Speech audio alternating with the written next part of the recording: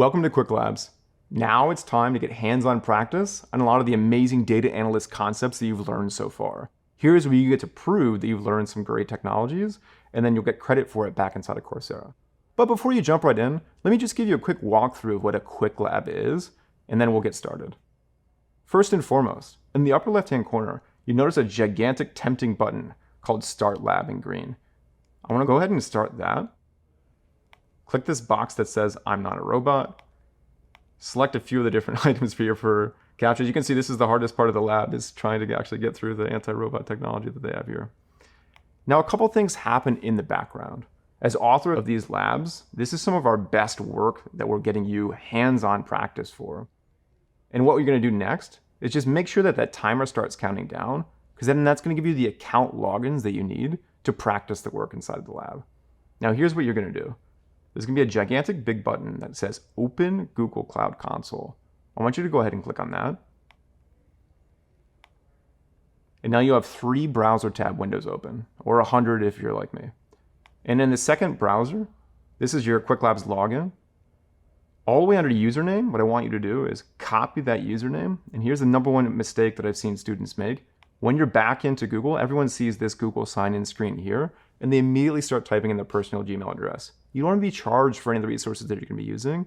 That's why we're providing you with this Qwiklabs account yourself.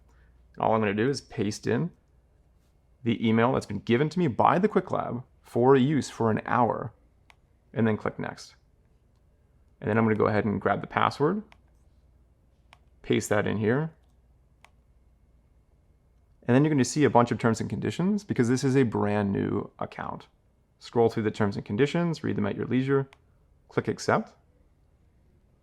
And as you work through the terms of service here, eventually you'll land on the homepage for Google Cloud. Scroll down, read the terms of service, accept terms of service. All the steps that I'm walking you through right now are also available inside of the lab written instructions as well.